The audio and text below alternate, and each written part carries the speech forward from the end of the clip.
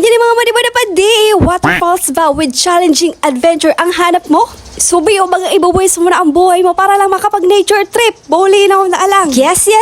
Yan nga po nakikita niyo waterfalls. Dito lang yan sa Oras, Tabaco City. Kung trip mo nga pumunta dito, panoorin mo ang video na ito. Simulan natin yan sa pagko-commute mo kasi kami nag-commute lang. Pero kung may service ka naman, sana all. Pero mas maray kung maglayog ka. Charis. Ang paradahan nga pala ng motor nito is doon sa may tapat ng MTC. As usual naman mga maniwala pa di, nakalimutan ko na naman kung magkano ang pamasahe.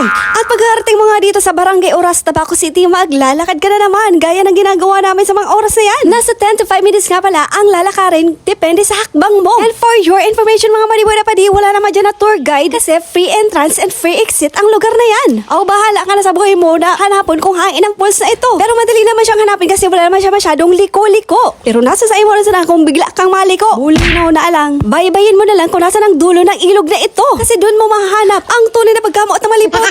Charis. Pero kung urong manon ka pala na tao, magduwa-duwang isip ka na magdigdi. Bulinaw na alang. Kung makikita mo naman kasi sa video, talagang mararamdaman mo. Hindi mo makikita, Charis, na parang maraming engkanto. Lalo na huyan na una ng mga nakaitom naan, dati naan mga engkanto, Charis. Kaya doble ingat ng gad mga malibadapadi kung balak mo pumunta dito. Pero magpasantigor ka na sana. Kaming tatlo na nga pala dyan na magkakasama na pumunta doon sa waterfalls. Na pangalawang beses na nga pala namin na pumunta dyan. Which is dati medyo okay pa ang dadaanan. Pero ngayon, bulinaw na alang. Tingnan mo. Makikita mo na may landslide na nangyari. At ang problema, para kami dyan mga katawid na hindi nahuhulog. Pero mabuti na lang at mababaw lang naman ang huhulugan mo. Kaya naman ang ginawa namin dyan is isa-isa kaming tumawid. Kasi kung sabay-sabay, baka sabay-sabay din kaming mahulog. Bulis na. Noong December pa pala ang video na ito, kaya hindi ko alam sa ngayon kung naayos na ang daanan na yan. Pagkatapos mo naman ang pagdaanan, mag-balance doon sa landslide na yun para lang makatawid. Dito ka naman tatawid sa mabatong ilog na ito. Pero dati nung una kong pagpunta dito, meron pa ditong tulay. Nagawa lang syempre sa kahoy. At dahil nga sa mga bagyong dumaan, naman matagal ang kahoy na ito. Kapag nag-nature trip ka talaga mga maniwala pa di, expect the unexpected moment. Kaya dapat ready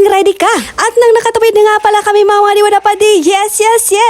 Konting lakad na lang, makakarating na tayo sa Oras Falls. Yun na kasi yung huling pagsubok as in challenge para marating mo ang Busay Falls na ito. O diba, bako naman talagang makarating sa waterfalls na ito, talaga naman ang pagdadaanan mo. Bulinaw na alang para lang makapag-nature trip. Pero sa ngayon, hindi ko alam kung naayos na nga ba ang daanan na yon. Worth it naman talaga mga maniwala pa di ang pagod. Kahit na sobrang challenging ang pinagdaanan namin talaga naman, sulit na sulit. Kasi kung titingnan mo ang view na ito talaga naman, priceless.